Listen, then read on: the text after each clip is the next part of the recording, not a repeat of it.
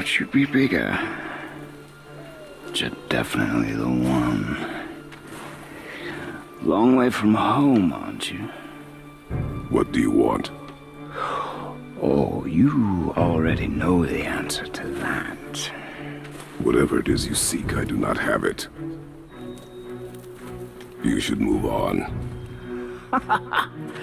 And here I thought your kind was supposed to be so enlightened, so much better than us, so much smarter. And yet you hide out here in the woods, like a coward. You do not want this fight. Oh, I'm pretty sure I do.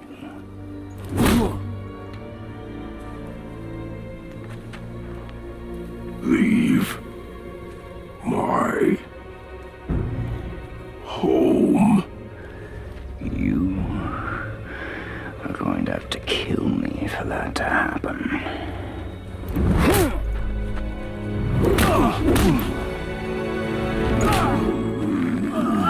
I warned you. Finally.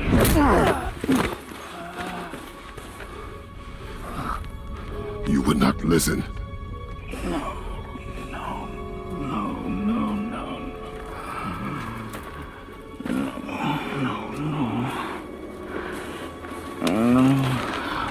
Fine. My turn. Hello there, and welcome to episode 3 of PlayStation Pals, a video game podcast.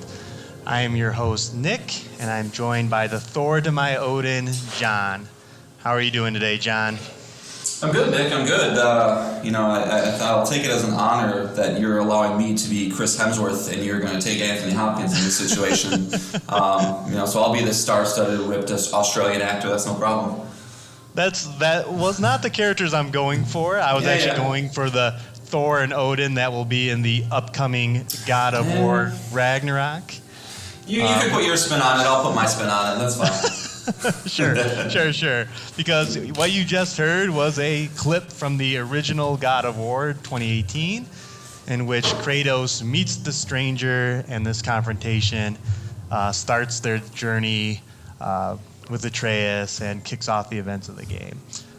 Is that a top 10 boss fight of all time, Nick? Is that a top 10er? I feel like it is. There are a lot of boss fights, so yeah, loaded question. It would be very hard to whittle that down, but yeah, I would say if you were making a list of the best boss fights, that would definitely be up there. It's at least honorable mention.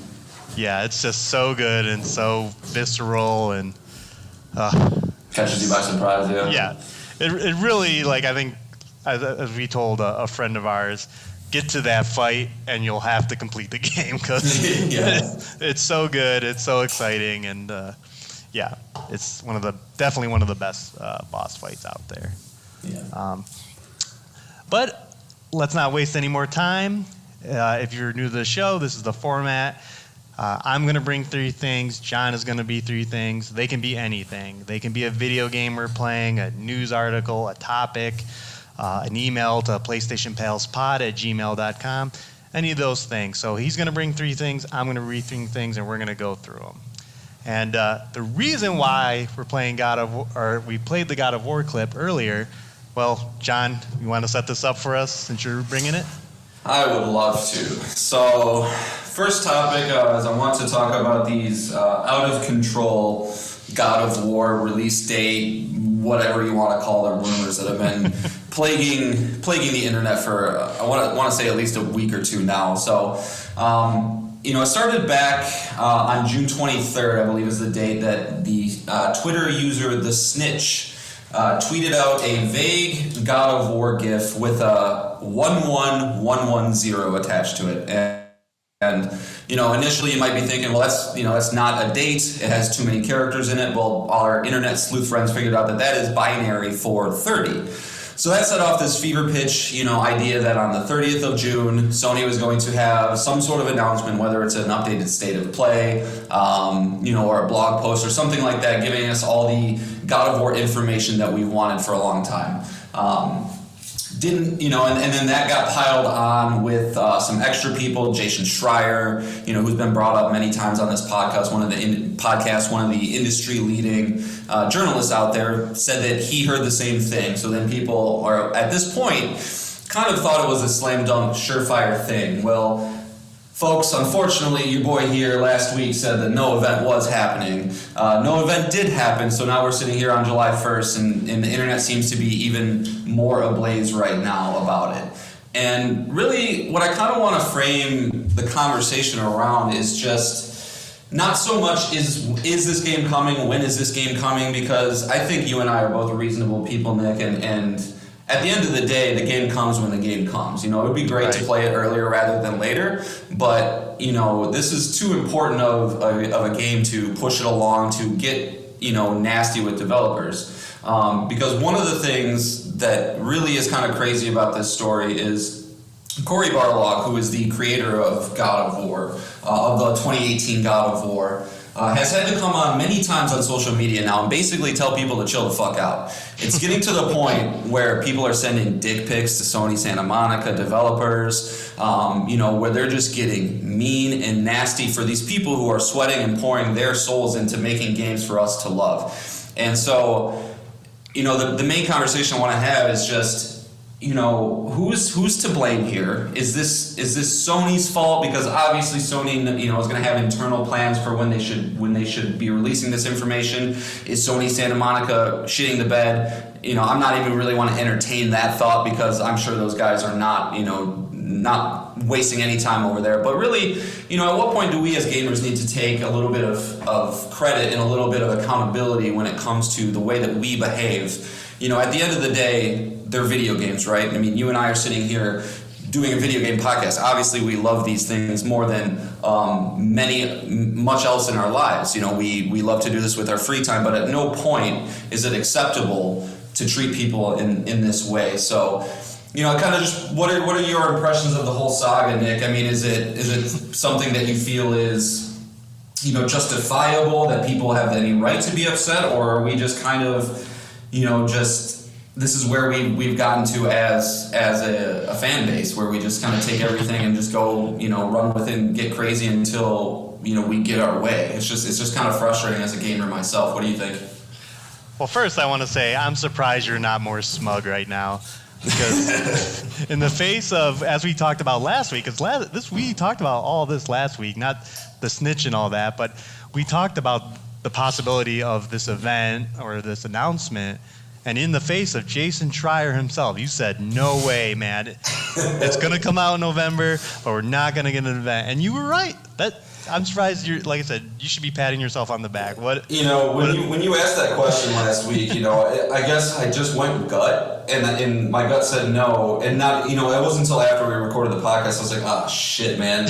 I'm going not head to head with Schreier, but took an opposite opinion of him, and that very rarely comes to fruition. So I'll take your pats on the back for myself. That does feel good. Yeah, but to answer your question, it's like, first I want to say that like these angry people are very select few. Like they're probably 0.01% of everyone that plays video games. So they don't represent it as a whole, but really gamers just need to keep their expectations in check. Like nobody here was at fault, right? Schreier, the snitch, they're reporting on what they are hearing and seeing, and Sony's not saying anything. Like, you can't be mad at Sony or Santa Monica Studio, because they never said anything. They never promised anything. It was the insiders that kind of set the expectations, and then, when it didn't happen, like, we as people, I'm sure you feel the same way. You're kind of bummed that there's no event this week, or we're not seeing more of the game, and not having the confirmation that it's going to be coming this year. But we just go, okay, and move on. Like, who are you? Why do gamers think or the people that are, doing all this nasty stuff, why do they have this sense of entitlement that they're owed an announcement or owed anything? Because nobody promised them anything. No, there was no sure thing anywhere. So it's just, it's frustrating.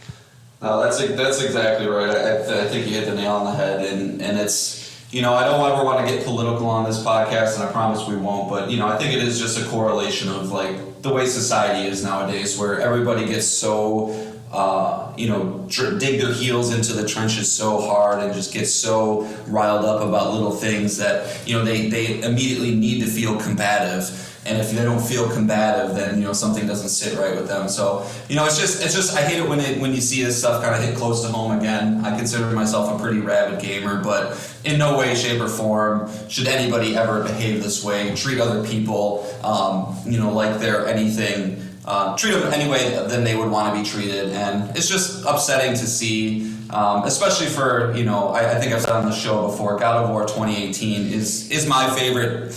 It might be my favorite game of all time, at least the best one I've played, but it's for sure my favorite PS4 exclusive. So, leading up to this game, I would much rather have like a lot of positive buzz, a lot of exciting things that we can't wait to see. It kind of almost feels similarly to the lead up to The Last of Us Part 2, when that game kind of got announced, and well, not announced, but those leaks happen ahead of time, and people immediately made decisions about the game and the direction it has, and calling it trash before it even comes out. And it's just like, can we please relax, people? Can we just wait till the thing comes? It's gonna come. There's plenty of games you can play in the meantime, and then when it does, we can evaluate it based on its merits, not because we have these, like you said, really small percentages of people that feel that they need to get their opinion into the world. And I just hope that Sony does at some point say something soon, if only just to get this kind of reined in a little bit.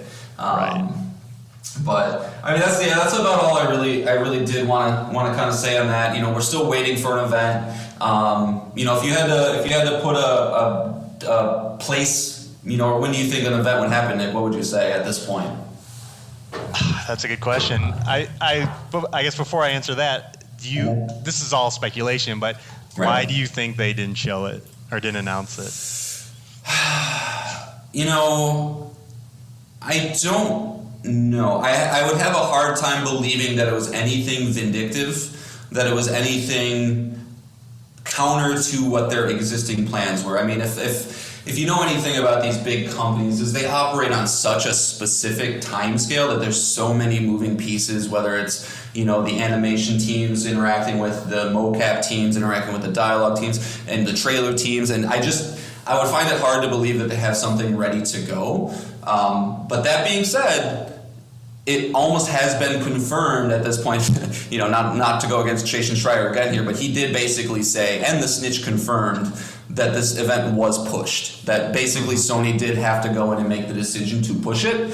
Whether that's because, there's all this internet rumors and people getting vitriolic or not, I don't know. Because at this point, man, like I still am a believer that the game is coming out in November, so we're at about 4.5 months out now. If you don't have a playable section of the game, or at least something for the demo, then what do you you're not hitting release date. So, I guess I can't really say what the reason was, but it just feels that's what the whole thing just feels so out of the loop. And one last thing I'll say about the whole subject matter is, I think we are in this weird time frame right now post-COVID. And what I mean by that is, we've gotten used to this cadence and this rhythm in the video game industry of getting a game announced. About 6 months to a year after that, we probably see the first trailer. Maybe it has a release date on it or not, which is probably going to be a year or two out from that. And then you kind of have your 2 to 3 year announcement to release cycle.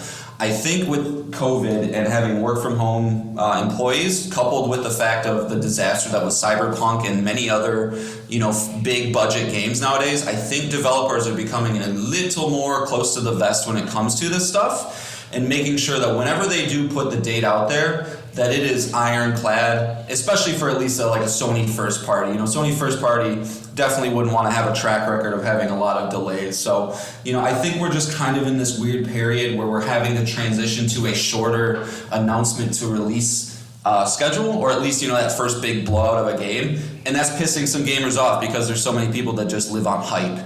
And we don't get as much of that anymore, but at the same time, I kind of like it. I think it makes it a little more exciting. It causes us to have these conversations of, what is coming, what's not, and being able to be a little bit more imaginative. Than knowing that, like, well, next month we got this, then 4 months we got this, then 6 months we got this, then 10 months we got this, and then it doesn't keep you as excited. So, it's just a weird time right now.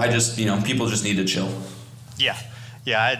We don't really need to talk about it, but there's kind of a parallel story going on right now. I don't know if you saw that Return to Monkey Island was in the Nintendo Direct this week, and people were so vitriolic and negative about the game that the creator, Ron Gilbert, just shut down his blog and he won't discuss the game online anymore. Really? All because of the art style change. So yeah, it's just sometimes it can be good, right? Like, the infamous example nowadays is the Sonic movie, right? As they released that trailer, it was such a backlash that they went back to the drawing board, remade him, and that is now a booming success. Sonic has almost never been hotter. So, it is good to speak your mind. It is good to tell creators how you feel, but there's a way to do it. Right. And to be an adult. And I don't think a lot of people like to be adults on the internet. No. So, but what else is new, right? Right. Yeah, so if the moral of the story is the game will come out when it'll come out, and I guess to answer your question, I'm assuming it'll be next month. It'll be someday in July. We'll find out about it. Yeah, I would agree. I think we're getting a God of War State of Play in July. That would be my bet too. Yep, that we'll get all the nice little pre-order bonuses, the different versions, all that information, and I believe the rumored date is November 18th, and yes. That'll be amazing if that is the case. So absolutely. All right. So with that, let's move on to the next topic. We're already through the first 6 months of the year, so I wanted to look forward to the next 6 months and kind of get, John, your temperature on what you're most excited about. Things are still in motion, such as God of War, so we don't have the release dates, and for everything, there's 2 Ubisoft rumored games to be coming out in the next 6 months, Skull and Bones and Avatar Frontiers of Pandora. And EA also has an event in July, so they might be bringing Need for Speed this year. But for the sake of this conversation and where we're at now, I'm just going to talk about the games that are currently, as of today, because game development is a moving target. They might be delayed to next year, but I just wanted to get what your most anticipated game is, and this is the games I have note up. Feel free to add any. I have Saints Row, The Last of Us Part 1, Marvel's Midnight Suns, Forspoken, Hogwarts Legacy, A Plague Tale Requiem, Gotham Knights, Star Ocean: The Divine Force, Call of Duty Modern Warfare 2, God of War Ragnarok. Hopefully, fingers crossed. Yeah. And the Callisto Protocol. Okay.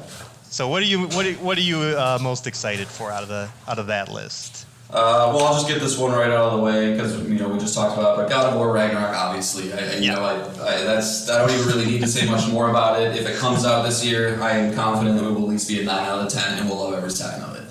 Outside of that, one of my most anticipated games for a while now is one you did mention, and that would be Hollow Knight Silksong.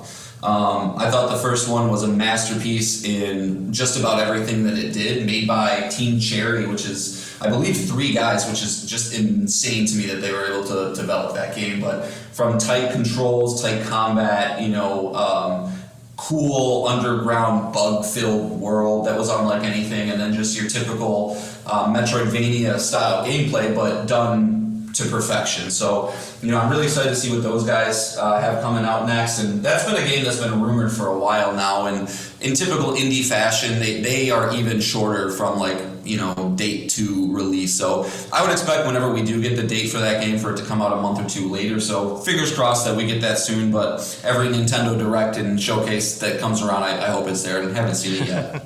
And then other than that, man, there's a little bit of excitement for Hogwarts Legacy. I think that has potential, but that is a unproven developer. I believe the only thing that those guys have made really previously were correct me if I'm wrong, but aren't they the Disney Infinity team? I think they're I think it's Avalanche. but not the ones who do Mad Max. They're like the ones who do Disney Infinity. And so it's just, from what we saw in that gameplay trailer, it looks fantastic, but I see a lot of things that they need to nail. You know, they need the vibe of the world seems good, but, you know, is it fun to be a student? Is it fun to engage in combat? Do I want to learn more potions and stuff, or is it all very surface level? So, you know, I think that one has potential, but I'm definitely gonna keep an eye on it. And then lastly, I would just say probably, you know, the next game would be Callisto Protocol. I think that game has some of the strongest bones that a game can have. I've never seen a game wear its inspiration on its sleeve more than this one with Dead Space. You know, and it seems like it still has that, you know, gory, atmospheric, claustrophobic, you know, tense type gameplay and type environment that Dead Space had, which was one of my favorites, if not favorites, survival horror games of all time. So, led by Glenn Schofield as well, who is the creator of Dead Space. So you know that they have somebody in charge who is able to enact their vision on this type of world. So I think that has the potential to be something special, but I'm always a little apprehensive with new teams too. But, you know, it seems like they brought the right people in for that one. So, you know, and it's nice not having to worry about Xbox for the rest of the year, or Nintendo really, because they seem to not have much coming. So, you know, it's going to be PlayStation first party, and that's about it. Oh, I do want to say I am a little excited for The Last of Us Part 1. I'm a sucker for that game and play it in the prettiest way possible. I'm sure I'll get to it eventually, even if it's not at release. But, you know, I definitely will check that out too. Yeah, I think we're gonna have our eyes on all of these games. It's kind of interesting. They're all either reboots or or studio's first games, so it's it'll be exciting to see how they all review. You know, if every one of these games reviews above an 8, I would, you know, 8 out of the 10. Sure. I want to play it.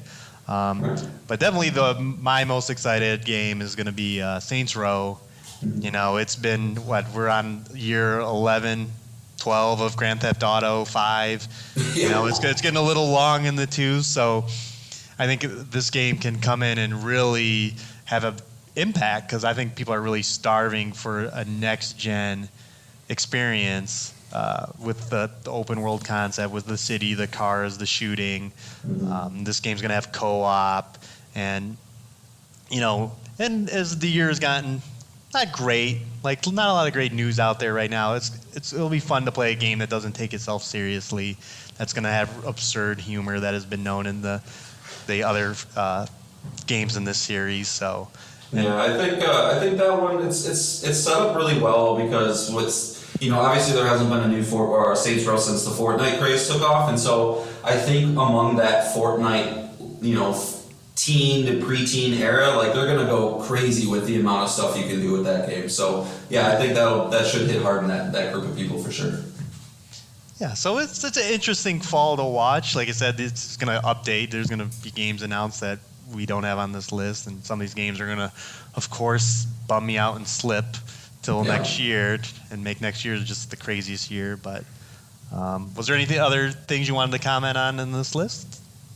No, I just, for you, it's just Saints Row, but nothing else? Just Saints Row? No, well, as we talked about, I'm with you on the Callisto Protocol.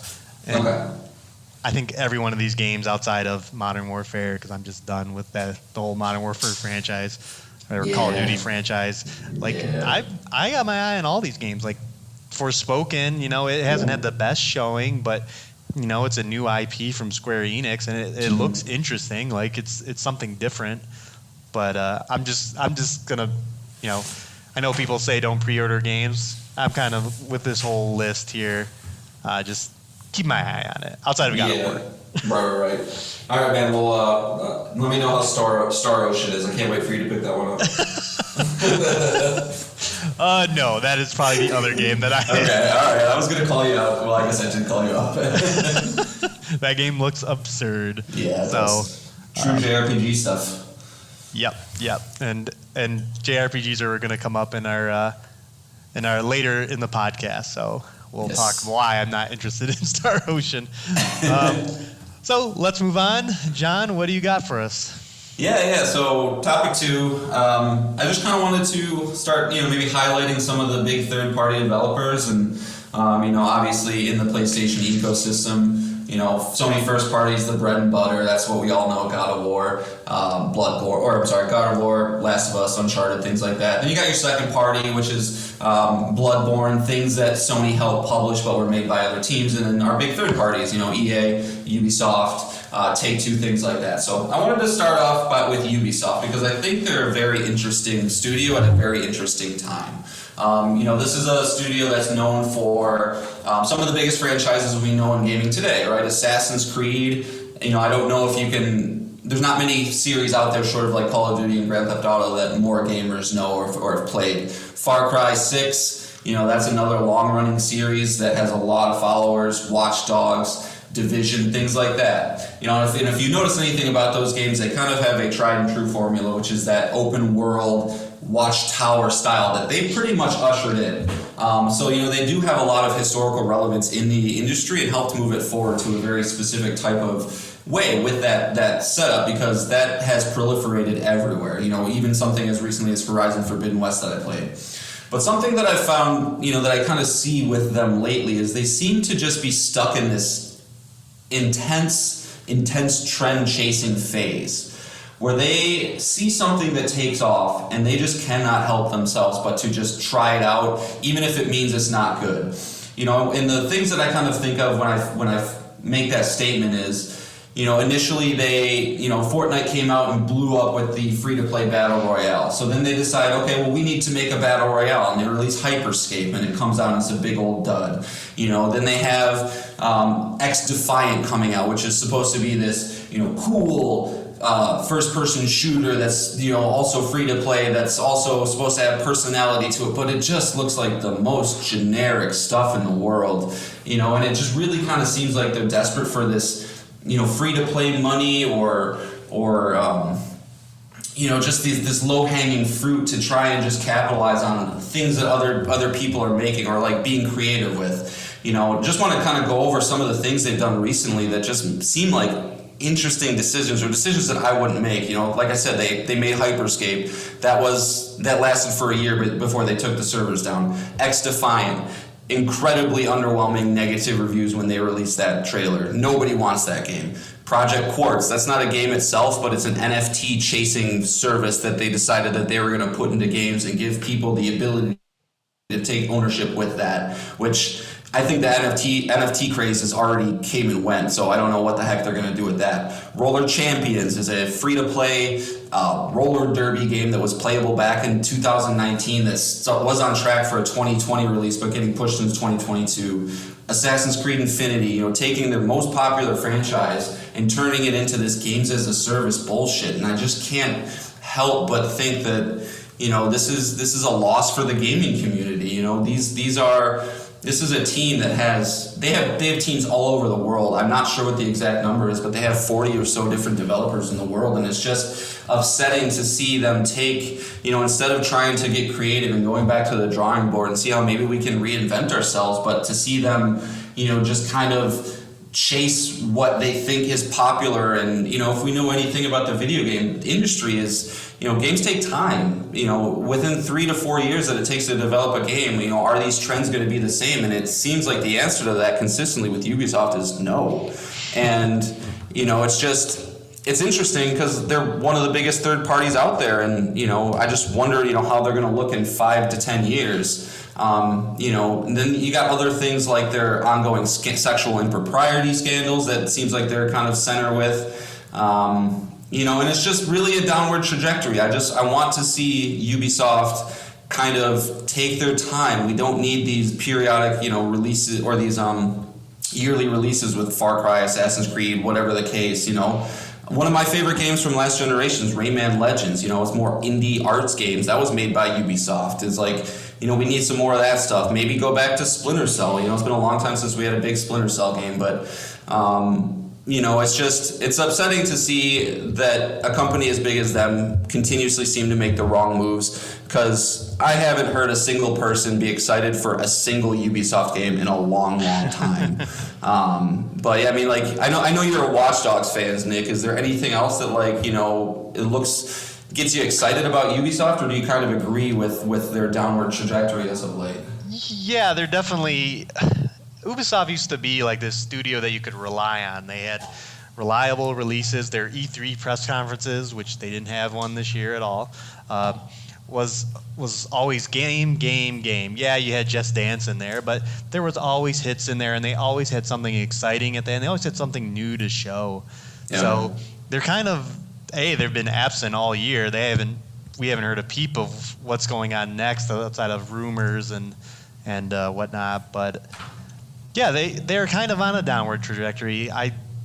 Assassin's Creed came and went. Valhalla, Watch Dogs 3 was, even though it was kind of hyped with the Recruit Anybody, was, in my opinion, worse than Watch Dogs 2.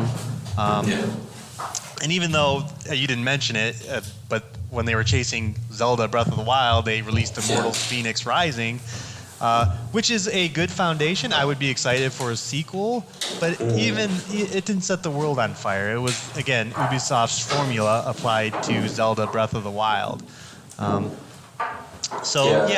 They are a studio that is in need of some new franchises, some rebranding.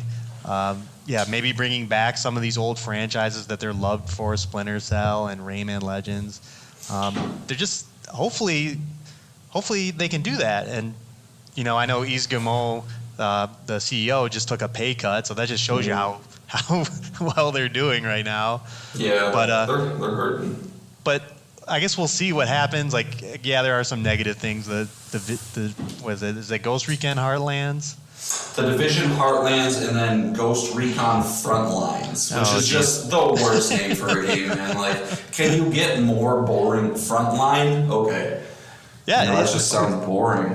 And I can't even remember what the last Ghost Recon was, but that game Breakpoint. Not even good either. Yeah, that game was a dud too. So they definitely are. They definitely have something to prove here, and again, they have some of the most talented developers out there who made some of the most iconic franchises in gaming currently. So hopefully they can reach that again. They are doing that Avatar: Frontiers of Pandora game, and while we haven't seen a gameplay demo for it yet, I mean that could be exciting. Movie games aren't usually good, but this it could be promising. It definitely sounds different than what we've gotten from them before, but again, I almost think Avatar is the perfect IP though to do a movie with, because I don't know anybody that holds Avatar near and dear to their heart. It's just kind of a thing that exists, right? And so I think it could be fun. You take these characters, obviously they're already colorful and stuff, and you introduce flying, and we know that I don't know what they're called, the avatars, that they can merge almost Aloy style with machines or stuff. So there could be interesting things there. But yeah, I mean, it's just I feel like Ubisoft needs a leadership change. They keep making, like I said, the wrong decisions. Let's make another Far Cry and Assassin's Creed because that's what the people want. It's I guess, but you're sitting on the South Park games, right? Everybody, those are fucking phenomenal. The Prince of Persia franchise, we know they're doing a remake, but come on, guys, put some effort into it. Put some blood, sweat, and tears into saying, you know what? We're not gonna just bump out another open world thing. We're going to try and figure out something new. Mario and Rabbids, it just seems like the games that are coming out that are duds are their big stuff, and the small stuff that they could be making are pretty universally, acclaimed. So I just would like to see them not chase dollars, but try and get into the Sony first party mentality of quality over quantity, and right. Hopefully Avatar is a turning point. We'll see. Skull and Bones, actually finally coming out over 10 years is also pretty encouraging. I'm honestly a little curious to see what that game is. One thing that stuck out in my mind from that game, listening I think to Easy Allies a couple years ago when it was shown at E3, was they were talking about how cool it was that you would engage in this naval battle with another player and you would see their ship tens of miles away. And so you see them coming, and it's just this long, drawn-out sense of anticipation where you're getting ready for them to get there, and you're getting ready for them to get there, and then all of a sudden, just chaos goes, it goes insane, and your ships start blowing apart. I think that could be pretty cool if it's fun. But that's a big if. So we'll see. Yeah, and I got a question for you. An Ubisoft game came out this year. Do you remember what it was? Extraction. Yeah. Yep. Exactly. Yep. So. That's exactly it. You follow up Rainbow Six Siege, right? That game, it started really slow. We all know that, but it found its legs. They figured it out. And then, you'd be thinking, especially, I'm glad I'm not a Siege player because I'd probably be pissed, but all right, here comes the next one. And then we're fighting aliens? It's like, I don't know. It just seems like the left foot doesn't know what the right foot's doing. Leadership doesn't have a good communication line with the people actually making these games. Because you cannot tell me that anybody working on X Defiant looks at that product and be like, yeah, we did it. We did what we set out to do. That has corporate executive boardroom meeting shit all over it. Right. We have to have this because we need the kiddos to be into it. We need to have all the clans and blah, blah, blah. And it's just, make it like Call of Duty because that's what people like. And it's just, ugh. Come on, man. Do your own thing. But we'll see. I still really like their games, so I still play them. But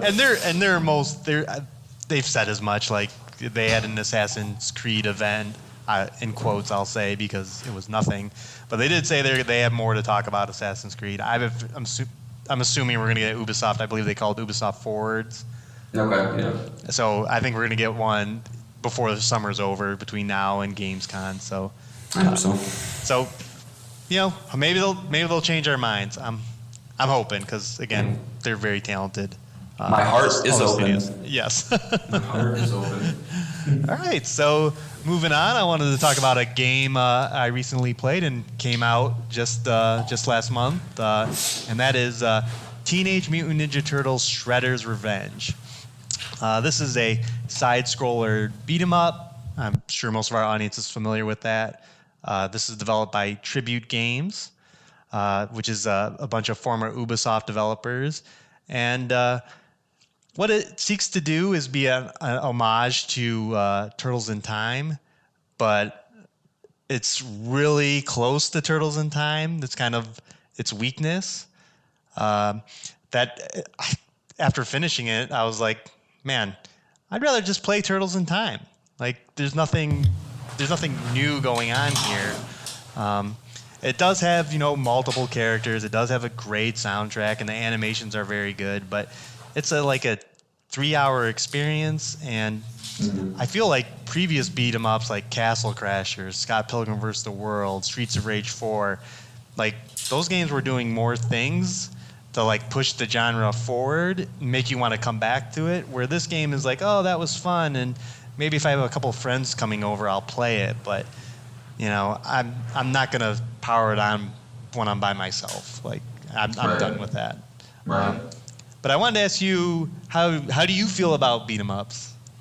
I think beat 'em ups are very important in the industry. I think that there are some absolute classics out there. Streets of Rage, comes to my mind.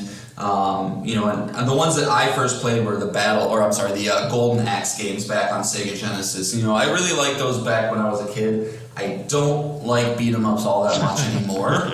I find them, and video games are inherently repetitive, right? You play Call of Duty, you're just trying to get kills over and over again. But I find these ones specifically a little more repetitive than most. Where you are, you're simply finding enemy, walk up to him, smash, kick, smash, kick, yep.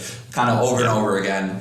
And that's fine, especially if you have, I think a big part of beat 'em ups also is kind of nostalgia to the IP. X-Men, Simpsons, Teenage Mutant Ninja Turtles, those are really big arcade beat 'em up IPs. And I never got into Turtles as a kid. So, this one specifically kind of missed me. But I do recognize their importance, in the video game world. It's upsetting and kind of surprising, honestly, to hear you say that they didn't really push anything forward, because if I remember correctly, you kind of had an inverse thought about Streets of Rage 4, right? You thought that did it really well, correct? Right, yeah. Like, Streets of Rage 4 is like an updated art style. It has kind of a lot of the similarities here. It had a great soundtrack and all, but it just felt better to play. I felt like I was doing different things, and And when I finished that game, I bought the DLC and I was playing more of it. Like, as with this game, it was like, yeah, Turtles in Time was a thing, and this was a fun little thing to do. But yeah, I don't know. It just didn't impress me. And it does what it set out to do. I'm 100%. They were trying to be the sequel to Turtles in Time. You know, every level you start out, it has a silhouette of the bad guy. The music's very similar. You know, everything's the same. So what they set out to do, they did. But I'm surprised it's reviewing so well, because I don't think it's doing anything else but that. So when you're playing through this game, are you leveling up your stats at all? Or are you literally just getting to the end of a level and then just going to the next one? So you do level up, but it really just doesn't do much. Like, you kind of build up a super meter as you're killing guys, and you can do your super. So you'll get more bars of that. Your health bar will get bigger. You're able to perform like your super in the air, or when you're sliding, you can do your super. So there's like a little incremental things you're doing, but it really doesn't change much. And you can, if I gave you my super-powered Donatello and then you played underpowered April O'Neil from scratch, you wouldn't notice much difference. There wouldn't be. Do you get new moves, or no? Or is it just... Yeah, like I said, there's supers, like you can do their supers in the air or when you're rolling back. You kind of get a few... But you're not learning like new combos. You're not learning like a drop kick or a hike. It's just the same like kind of moveset over and over again. Right. Yeah, and the gameplay is not really incentivizing you to like go all out anyway. It's a lot of the same enemies over and over and over again. You know, but like I said, it's 6-player co-op. So you know, if you can wrestle up 6 people to play, I'm sure, like I said, it's probably a great night to have people over, you know, have some drinks, play the game. It's simple, mindless fun. You don't really have to think about it, and it's very easy. You know, you're gonna finish the game. No one's gonna like die and have to sit there, you know. Well, it's probably a game that you can play. It's a game that a non-video game person can pick up and understand, right? Yep. So.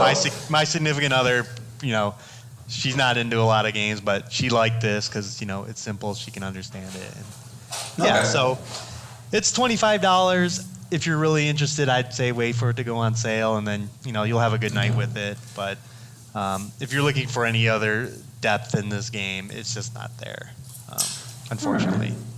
Well, that's both upsetting and good for me, because I didn't have much interest in it. If you came in here hot saying this is the greatest game of all time, I'd probably buy it. But yeah, I think I'll wait for a sale. Yeah. Okay. So, John, what's up next? All right. So I want to talk about kind of how we got here, Nick. The games that shaped us and, you know, kind of made us how we are today as gamers. You know, it doesn't have to be anything super in depth, but just kind of, you know, when you think back on your 30, I won't give away your exact age because I know you're sensitive. Your 30 some years. That just says I'm old. Yeah, he's a little bit older than I am.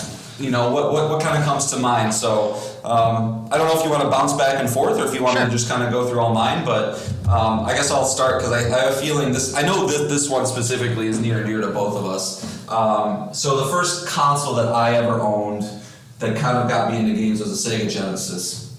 And back in those days, obviously, you don't know games. You just look at a box art and say, that looks cool, Dad, I want to play that one. And so I don't know how I got it. I don't know if my dad just brought it home for me or if I picked it out, but a little game called Gunstar Heroes. It's basically a side-scrolling, you know, it's a kind of a side-scrolling shoot-'em-up, I guess, where you play as one of two characters that gets one of 4 different weapons that combine with other weapons throughout the game, and they kind of modify the way you play it. But it's really chaotic, it's really fast-paced, but it's just a game that I've probably beaten this game more than anything else in my life. You know, it's pretty quick to do, but it's just so replayable and so much fun with a killer soundtrack. You know, surprising, shockingly good graphics for the time. You know, I think it came out in 1992 by Treasure. It was actually Treasure's first game.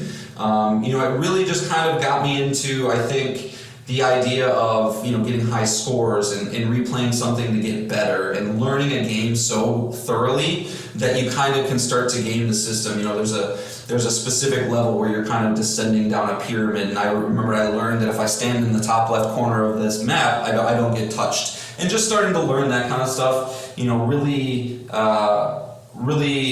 clicked with me at that age. And so I think that was kind of the first one that said, like, okay, all right, I want to keep playing this stuff and see where it goes.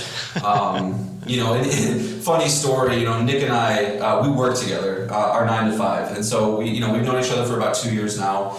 And one of the first interactions I remember having with Nick is we got this little tiny Raspberry Pi system at work that was able to play a lot of old games. And we were just talking about what games we remember as a childhood, and I don't remember if it was Nick or I brought up Gunstar Heroes, and both of our faces lit up. We immediately had to find this thing, plug it in, and we did a complete run-through of the game in, I don't know, about 45 minutes. And it was just so nice because I remember he knew exactly what to do, I knew exactly what to do, and it was just kind of a fun little moment. Yeah. Yeah, it's funny you bring up this game because now this podcast is going to be 2 hours long. Yeah, right. Because we have so much to say about it. In fact, we're on like DEF CON 3 because Treasure's 30th year is this year, and we're really, really hoping that they're going to announce something to do with Gunstar Heroes. Yes. Man, there will be, mark my word, a bonus podcast when that gets announced, because we'll just have to be like, we're recording now. It's just us screaming for 20 minutes. Yeah. And like you said, like me and John, we obviously video games kind of brought us together. Like, we both like them a lot. So, you know, when we met each other, we instantly became friends. But as you had mentioned, like, when you're a kid back then, you didn't know what was good, what was bad. So you just picked the games out by like box art. And so the fact that we both found this game and that we both loved it so much, and then we both, you know, even though we like games a lot, found out that we both are really, really into this game. Like, that just, our friendship like leveled up. Like, we went from level 10 to level 99 like instantly, because it was like the Spider-Man meme. We were like kind of pointing at each other like, Gunstar Heroes? Yeah, Gunstar Heroes. Yeah. And this game I'll always remember it because I brought it home. Me and the neighbor kid, we beat it that day. It was like 10 hours. I think we played it right in a row. I'm probably exaggerating. It was probably like, 6 to 8 hours, but child time. Yeah, child time, which is just infinity. Yeah. So yeah, it was just, like, games that formed us. Like, nostalgia's powerful, and games that bring you such joy and positive memories, I mean, they'll be remembered forever. So Gunstar Heroes will always be that, because it's just an incredible game. There's not a bad thing to say about it. Check it out if you've never played it. Obviously hard to play, but check out a ROM. I promise you'll have fun. Yep. Yes. So I kind of took this in a direction of like, just, I remember like my game taste forming, right? Mm-hmm. When you start anything, when you're a young kid, food, movies, you kind of start with a wide palette, and then as you experience more and more things, you kind of refine that to the things that you like and you attract to. So I'm going to kind of use that to frame like how I form myself as a gamer today. And I remember, even though, and bringing this back to about PlayStation, even though I didn't own a PlayStation 1, my best friend at the time did. And through him, I got to play games like Resident Evil 2, Final Fantasy 7, Metal Gear Solid. And those games blew my mind. Like, not only from like a storytelling perspective, like, oh, you can have crazy things happen in your story, you can tell a mature story, but also voice acting came into the picture. I mean, David Hayter as Solid Snake will always just be seared into my brain. I will know that voice every time I hear it. And that really like imprinted on me. And so like when I talk about like my favorite games or games that I'm looking forward to, they all have the DNA of games like that, like Resident Evil 2, like Final Fantasy 7 and Metal Gear Solid. Like, so, I remember again going to his house and just 8-10 hours of games because we're kids, and just loving those games so much, and just like I remember like we played Resident Evil 2 all day, and I felt like trembling. Because I was scared, and like I didn't know what was going on, and then like every room was a new thing would pop out the wall, and yeah, it was just such a great experience. And like and when you think of like even like Metal Gear Solid, like all the crazy things that game did, like you had to read the box art to get a codec call, or you had to unplug the controller into another port to confuse Psycho Mantis. Like, wow, this is what games can be, and this is what games are going to be going forward. It's just incredible. So the PlayStation 1 era really just, I loved games at the time, but man, I was addicted when I was playing those games. I was a gamer for life. Yeah, man, that's a trio of games that's hard to beat. So I'd say that's a pretty good pick. Unfortunately for me, like I don't regret this because I didn't have much control over it, but I wish I was a little bit older, because when all those games were hitting, I was like 7, 8, 9 years old, little too young for a lot of that stuff. So I missed a lot of it, but obviously I know how important and awesome those games were in the time and still are today. So kind of on a similar scale, when I was looking at my list, I was kind of thinking of the games that kind of transitioned with me into the next phase of my life to kind of keep video games at the top of mind for me. That's kind of how I thought of this. And one of the next games that I think did that for me, very, very special game for me. It's the game that I would tell a lot of people was my favorite game of all time before God of War came out, and so I don't really know nowadays, but it was Final Fantasy X, which I know may be contentious for some people because it has, the infamous Titus meat laughing moment, which if that game was released today would be a meme upon memes. You keep saying it's contentious, but I believe that game was loved a lot. I mean, it did spawn several sequels. It was. I think it had like a 92 on Metacritic. I think what it stems from is, I listened to Colin Moriarty a lot on Sacred Symbols, and he routinely says it's the worst Final Fantasy game ever made. So maybe he gets a little into my brain with that, but. For me, it really was similar to you, Nick, with that introduction into narrative focus and introduction to these grand sweeping stories that can be told in games. It was really probably the first one for me to do that. Previous to Final Fantasy X, I was playing Crash Bandicoot, Spyro the Dragon, Medieval, things like that. So I was just more into the gameplay of it all and didn't realize that there could be this, big thing that I actually cared about the characters with. That combined with the fact that it was my introduction into RPGs, so I was, equipping swords and getting my stats boosted, and to this day I still love looking at the sphere grid, which is Final Fantasy X's upgrade system, and just getting that dopamine rush from leveling up, and I think it was like my first one with that, but, I played this game right when I was around 13 years old, and it really just kind of set me up for, okay, now I really feel like video games are what I want to do in my free time, and, I'm going to try and do everything I can to play them, and, I remember specifically with this game, too, there was I think it was a historic blackout at this point that, like, affected the entire Northeast Midwest region. It was, like, something like 70 million people. That blackout happened the day after I bought this game, and I never, to this day, remember being so just like crestfallen, like staring at the manual, just wanting to play this game so bad, but I couldn't because the power was out. But I still play it to this day, man. I own it on PS2, PS3, PS4, and I bought it on Vita once, so it's just a real special game for me. Yeah. And then just continuing the JRPGs, I'm going to talk about a game that killed them for me. So I used to play JRPGs. I used to play a lot of them. What's this going to be? It's a Tales game. It was Tales of Arise. I remember I had it was on PS2, I believe. Wait. Tales of Arise is the new one. Oh no. What? Oh, yeah, you're right. Sorry. That's okay. It's not Tales of Symphonia. Oh boy. Man, Tales of Arise has been on my brain because maybe it's like the game that I want to try. Yeah, maybe I need to play this again and see. Yeah.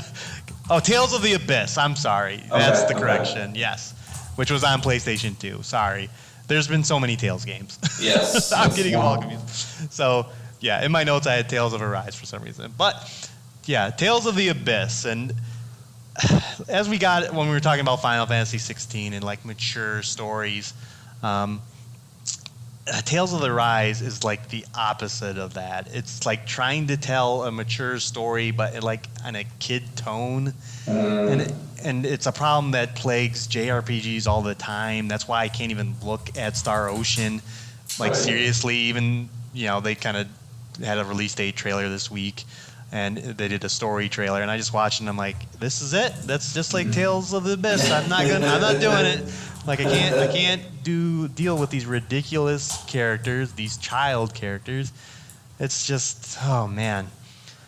Well, you have that same problem with anime too, right? That's kind of one of so it's even bled into other mediums. So yeah, it's a pretty strong reaction. Yeah. So I remember just playing this game, getting halfway through it, and just being, and at that time I completed everything. Like even if I didn't like the game, I'm like, oh, I'll just see it through.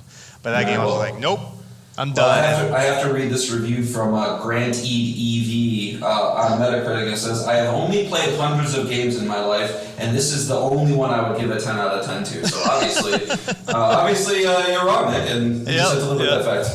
Well, everyone has their own choices, but like I said, this is what it just. Yeah. And not to say I'm done with them. I will try. I tried Final Fantasy 15. It's not necessarily a JRPG, but it has similar themes like Danganronpa. Like I'm slowly easing back in. Dipping my toe in that JRPG pool, but I'm not gonna jump right in unless, maybe Persona 5 Royal maybe bring me full swing in. Apparently the greatest JRPG of all time, but. Well, I think something like Persona though, and Final Fantasy 16 will be. It's just got to be adult themed, right? And they both are. At least I think Final Fantasy 16 is. It'd be really weird at this point if it wasn't. But so yeah, I think you'd be good with those two. But it's good to know that you know that about yourself, because JRPGs, if you're trying to navigate that space, it would be quite hard to get through. Try and avoid the ones that are very kiddie. So yeah, that's good. All right, so just real quick here, just for time's sake, there's just two more games I want to talk about. I'll lump them into one because they're kind of in the same part, but kind of in regards to Final Fantasy getting me into going from a kid into like teenage years, the game that kind of I think affected me the most in the past 10 years at least, to ignite my love of gaming and just really kind of shape what I like about them, was Dark Souls. And obviously what can be said about that game nowadays that hasn't been said yet. It was so popular that it started its own genre, right? And I just never at my time playing games up to this point, got so lost in a good way in a world where I just wanted to keep learning what is the next corner, what is the next boss fight, what's behind this fog gate, what's over here, and and really just devouring everything about it. The combat I thought was some of the best that's ever been in a game. It just fit my exact style. I know it's not for everybody, but I loved the methodicalness of blocking, waiting for my opportunity, reading the enemy patterns, and really getting on the other side of a fight is just such a good feeling. The boss fights in these games, anybody who's played them would tell you the same thing. Some of the best boss fights in gaming. I'm sure there'd be some bosses from the Souls series that would be on that top 10 list I mentioned earlier. But when you get through a boss fight and you start seeing that giant red bar getting close to the end, and your heart starts pumping, and you see your health bar starting to whittle down, it's such a intense endorphin rush, and you finally get it. There's been so many times that I've actually audibly screamed getting through one of these fights, and I just think it's it's a really, really special game that holds really an important part for me.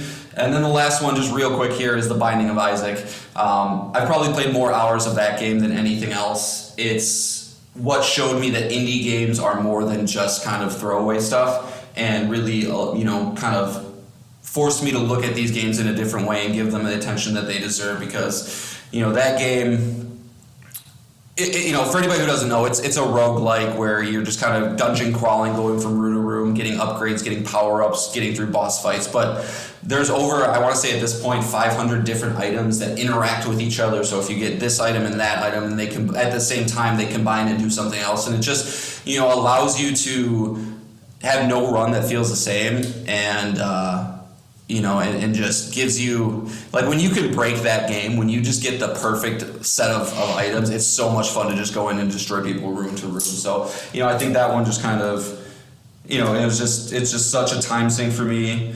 And as I'm talking right now, I just feel like I have to mention an honorable mention of Rocket League. That one's been consuming my life lately. But I'm sure we can talk more about Rocket League on a future podcast, because that's Nick and I's obsession right now. So, yeah. Yeah, I was actually going to kind of mention that because, games that formed us. Like we both played sports.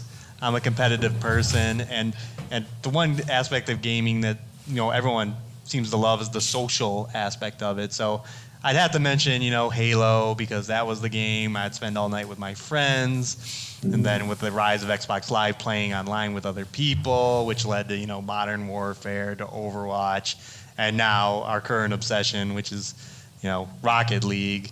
There's just something to say about playing a competitive game that feels good and can give you that same satisfaction you used to get when you played, live sports when you were younger.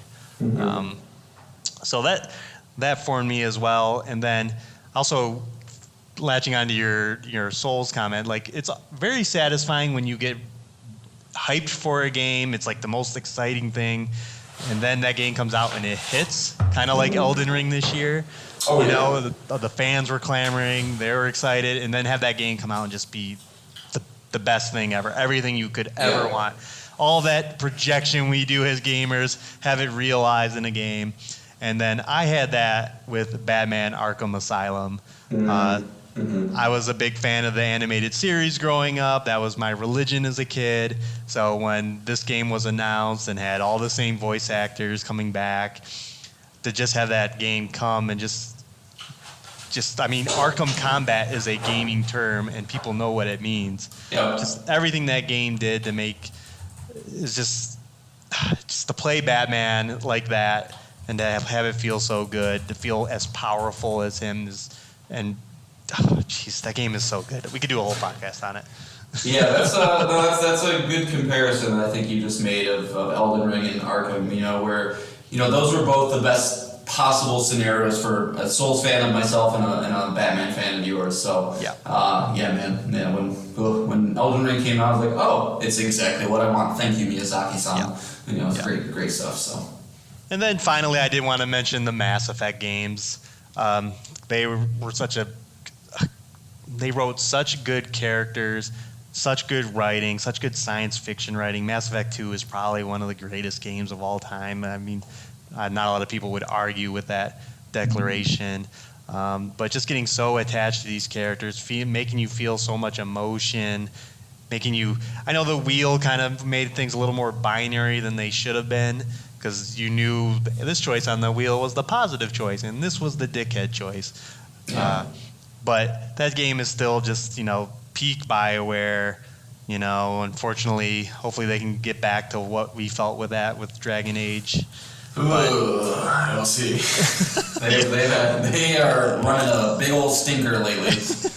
But fingers crossed, that we get that. And I had to mention it because it's just games that make you feel something, like we talked about with Last of Us 2 and the Last of Us series. Like they're really special in your heart. They're stories that you'll remember forever. Absolutely. All right. Do you have any more games? No, that's all I got. Cool. So let's move on to the final thing I'm bringing today. As the wheel decreed last week, I was to play Death Stranding, and I just wanted to get some early impressions out. This is another game from Hideo Kojima, and right off the bat, this game made me question my love for Metal Gear Solid and the series in that franchise. That if I go back and play them today, will I still feel the same way? Because right off the bat, this game reveals Timefall, which is rain that ages you. Invisible monsters called BTs. Okay, this all sounds pretty normal stuff. Keep going. Yeah. A stillborn baby that you wear on your chest that is able to detect these BTs, called BB. When people die, they cause a void out, which is a nuclear explosion. So if anyone dies, they cause a nuclear explosion. As you do. And then you're given you meet a cast of characters called Fragile, and Dead Man, and Die Hard Man, and Mama, and it is the most absurd story I've ever played. Do you feel the same way? I know you've played kind of the early parts of the game. Yeah. What are your thoughts on the story as far as you got? So yeah, I mean, it's definitely been set up to be this weird ass fucking ride. That's for sure. The only Hideo Kojima games I've beaten were Metal Gear Solid 2 and 4. So I know how he is, and I know that he's almost like a master troll at this point, where he's just, hey, if I wonder how zany I can make this and people will still eat it up, right? And like, yeah, you're Kojima, they'll fucking do it. But, it's, for me, I don't want to judge the story yet because I do know so little about it. It's about a 70-hour game, and I think there's I read something like 8 straight hours of cutscenes. So there's obviously a lot.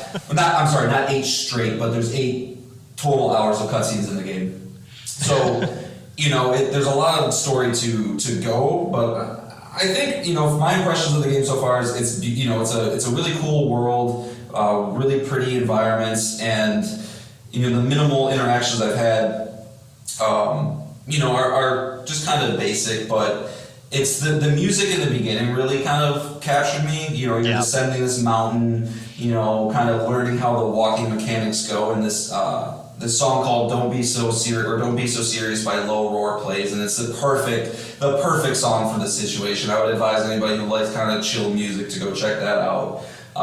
So it sets the vibes well. It sets the world building up, but in terms of the story, yeah, it's fucking bananas. But I think it's supposed to be at this point. Yeah, so. It is on par with Hideo Kojima games, like that's for sure.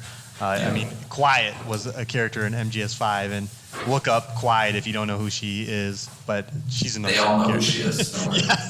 They all know. Yes. Not at work. Don't look at her at work. But what also is on par with Kojima is like attention to detail. And when you're playing this game, like the idea, I know you and me like movies like Free Solo and The Alpinist, where these climbers that climb with no climbing gear stare at a mountain, and it's almost like gamification there, and they kind of chart their path up and try to get to the summit. And this kind of has the same concept. You're given a bunch of packages, and you're told you got to deliver this from this part on the map on this part of the map. Have at it. And that part of the game is really interesting. It's interesting to like see a mountain, be over encumbered with all these packages on your back, and try and navigate it. Set up ladders, use a climbing pin, hope that you have enough rope on your climbing pin that you can get to the bottom of this cliff face, and avoid, people trying to steal your packages, and then the BTs, the monsters as well. It's just that I actually was really enjoying it. In fact, it was so frustrating because when you're walking to these points, there are lost packages over the ground, and of course they're never to the place you're going to. They're the place you're coming from. Like, I was actually satisfied just walking back and forth, finding a bunch of packages, loading up, and then walking back, adding an extra 20, 30 minutes to my trip time, just because it was interesting. It's a different kind of game. It's very slow and methodical. And it's a little cathartic. It's weird. Yes, very cathartic. So it's just, in between all the zany story stuff, in here is a game concept that's kind of unique and very interesting, and I plan on continue playing it. It's so far so good, That's really funny because I guarantee if I asked you before you started playing this game, be like, so you got one side you got Kojima's story, the other side you have walking on a mountain. Which one do you want? You know what I mean? Like you would have picked Kojima's all day long, and it's just interesting to hear you kind of, not that you're not enjoying the story, you just need more of it, but like, you know, take to the gameplay a little bit more. Yeah, so, and I know there's more things coming. There's going to be like zip lines and vehicles, and I'm on my current mission is to build a bridge over a river, like an actual road bridge that you can cross. So it'll be interesting to see all those systems, and yeah, this will definitely be a game that's going to come up on a future podcast. I'll have more thoughts. Sweet. I just might be skipping every cutscene. I'll let you won't. No, you won't. Well, they're pretty bad. You wouldn't disrespect Kojima like that. I know. All hail Kojima and the wheel. All right. Well, cool. That's 6 things. Woo! Yeah. Another podcast in the books. Episode 3 is done. And what we're going to leave you on to kind of satiate your wait for the next God of War, we're going to leave you on that great God of War song by Bear McCreary.